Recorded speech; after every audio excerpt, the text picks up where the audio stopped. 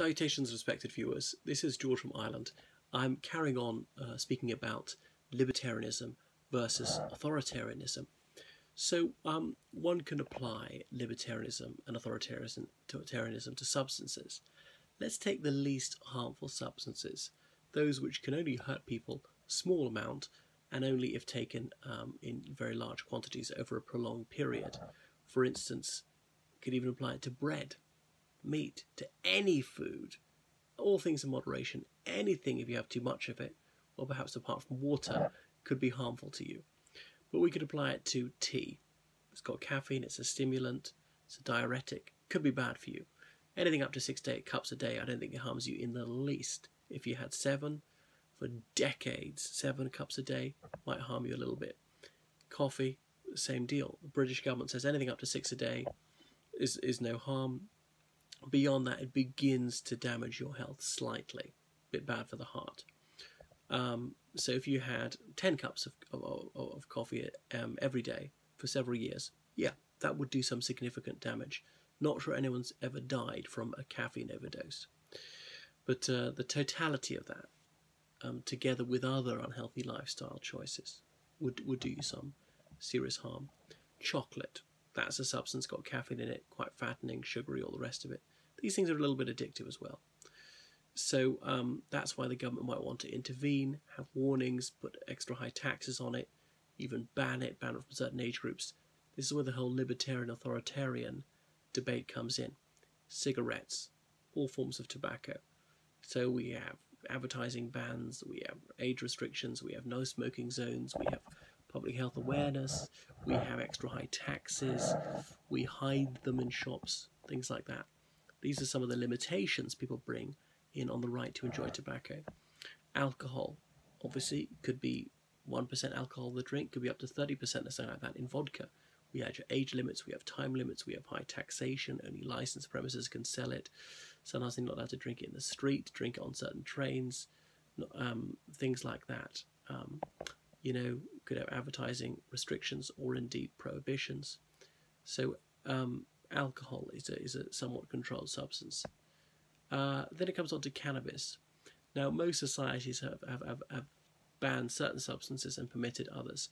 So most countries allow alcohol, but they forbid what we count as being drugs for recreational purposes. Most countries have criminalized the possession of cannabis. Virtually all of them criminalized the dealing of cannabis, even the Netherlands, though they get through it with this illegal fiction whereby coffee shops let you buy a coffee and then give you cannabis for free. So long as it's a gift, they're not selling it. But everybody knows this is a nonsense. People go to particular cafes precisely because they give you cannabis gratis. And in truth, it's the cannabis people are purchasing, not the coffee. Otherwise, you go to another cafe where they don't do that. So cocaine, obviously amphetamines, barbiturates, right up to heroin, perhaps the most destructive of all these substances. Yet, most of these have a medicinal use. Any hospital in the world will possess cocaine or heroin or derivatives thereof, morphine and so forth, painkillers or things to stop excessive bleeding during operations. It was a German ophthalmologist who invented cocaine in the late 19th century from refining coca leaves, the juice, the crystals thereof, to reduce pain and so forth. Likewise, the heroin or things from opiates can be used as painkillers, ketamine, things like that, amphetamines. All these do have medicinal purposes, but there are laws about under what circumstances they can be prescribed and not too much, and doctors have to sign for them, see they're not stealing them, abusing themselves, giving them to other people. So a society is entitled to decide what substances it will allow, which ones it will ban, who they will allow them to on the basis of age or mental health, all the rest of it, what quantities are there to be high taxation. So the libertarian authoritarian discussion is pertinent to such substances. Age limits on all sorts of things, even the right to vote. Who is judicious enough to be permitted to do these things, who has enough life experience, and whose choice is not a real choice, not an informed choice. Since it's not an informed choice, is no choice at all. I wish I knew which jurist came up with that dictum. So libertarians, as I pointed out, might wish to go back to the night watchman state. Centuries ago, the night watchman was employed to raise the alarm in case there was a fire or he witnessed a burglary, something like that. The state was only there to intervene in emergencies. But fascinatingly, centuries ago, states took a very different view of what was the legitimate purpose of the state, and one of those would be to uphold the state religion, that monarchs were divinely appointed, there was a divine right of king and kings, therefore the monarch had to determine which was the true religion and ensure people practiced that, and those who did not practice the state religion would expect to suffer and would not be a full member of the nation. So they would intervene on that issue, and it was not up to private conscience what your faith was. Whereas these days, in most countries, people accept that religion is a personal issue and people are entitled to believe whichever religion they want, to practice it, unless this religion involves breaking some law, and that's that. And it's not for the state to promote or discourage any faith. Necessity. Often authoritarians would say we do this because we need to do it. It's necessary.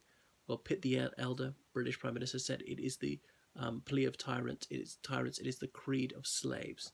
We mustn't have to do that, because then we're getting rid of all our liberty, because we're scaring people, we're stampeding people into jettisoning their hard-won rights, and they would throw the charter into the fire. The doctrine of necessity.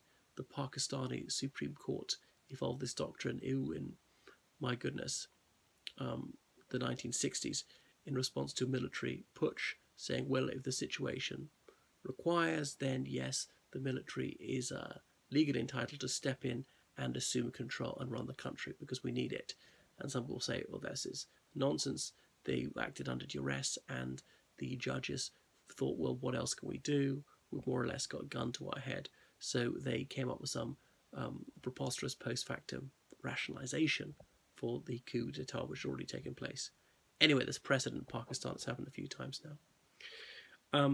Benjamin Franklin, one of the founding fathers of the United States, said, he who would give liberty for little security deserves neither liberty nor security. Well, fine words, but what did the United States actually do during the revolution? The government said, the putative US government, this is an emergency situation, therefore it's warranted for us to seize extraordinary powers and to commandeer goods that we need, and to conscript men into the army and to spy and to control things because we need to do it. That's the thing about libertarianism, it's no good in an emergency. So sometimes there are special powers because could be a war, could be a flood, could be terrorism, could be a fire, whatever it is, to just do what is necessary, to cut all through that and to bite the bullet and say, we don't care about individual rights. In this situation, we do that. But, we slightly do that in fires. You're not allowed to go through that door. But as a fire exit, it's an emergency, you can go through that door. Things like that. Or, would you steal a medicine in order to save somebody's life? Yeah. Pay for it later? Yeah, I would. I would smash the window. It's the Immanuel Kant example. Immanuel Kant was very much into rules, deontology. And he said, nope, I would not smash a window to get a medicine to save somebody's life. It seems daft to me, even though you're going to pay it back later. Because he's talking about categorical imperatives. If it's permissible for you to do that, then you must accept someone else smashing your window to take something to save somebody else's life, even though they're going to pay you back later. I think I would forgive them, actually. I wish I could remember which Roman statesman came up with this tag. Salus populi lex suprema est. The safety of the people is the supreme law. And that's what authoritarians would say. So that must be our guiding principle, that we must do what's best for the people.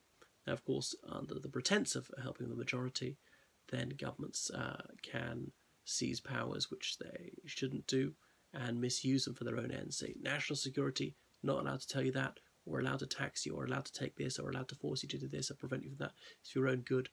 How about leaving it up to the individual to make their own choice, even their own mistakes, to do with health matters? It's a legitimate choice to live fast, die young, or indeed to be more circumspect and live a longer life.